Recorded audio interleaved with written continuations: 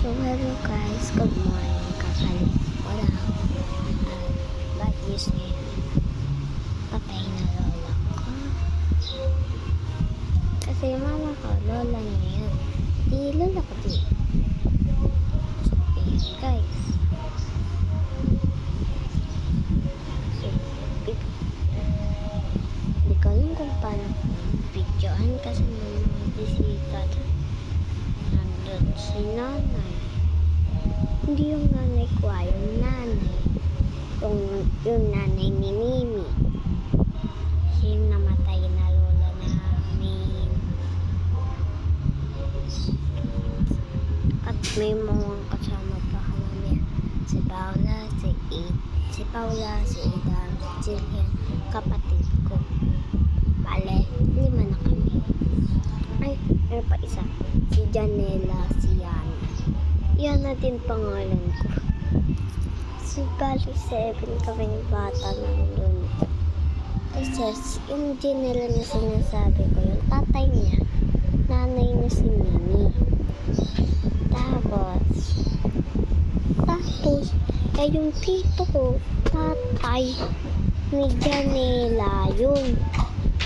So, ibig sabihin, stepsister nila Tito Lance, si Janela.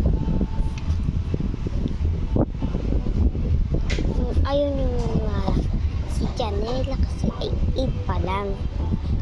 8 pa lang. Yung bunso naman, hindi ko alam. Ano?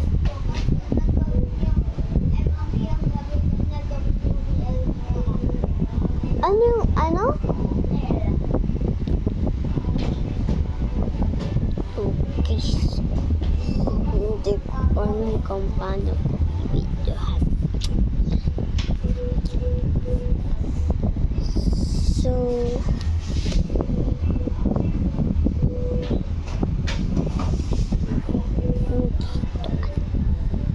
tsaka yung nanay ko. Kasi nasabi kong Tito Lance at Tito Francis, magkapatid yun.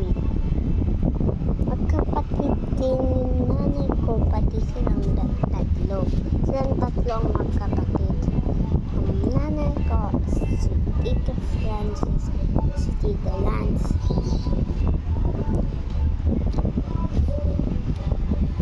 Pero, stepbrother lang ni Mami, si Tito Francis at si Tito Lance.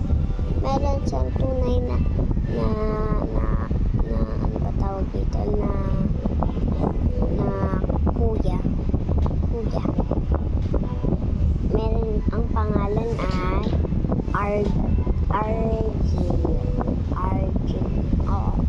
RJR. Basta dalawa doon. Tapos meron naman siyang stepsister, taga Manila, pati kuya nila, Manila. So, yung stepsister niya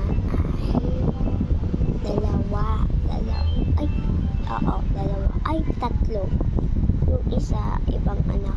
Yung dalawa, parehas. Pero, stepsister pa rin niya kasi ibang nanay. Pero, yung tatay, pareho. Tapos, wait.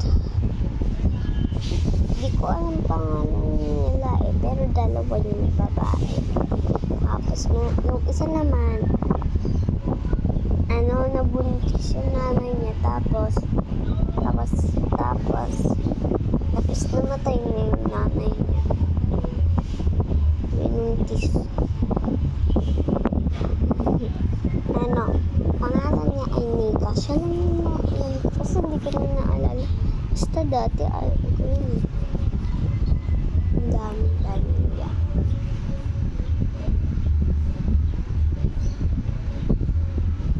Sabihin ko naman kung yung apat na yun, si Tito RG, si Tita Nika, at si dalawa, nakatira sa Manila. Like sila nakatira sa Manila.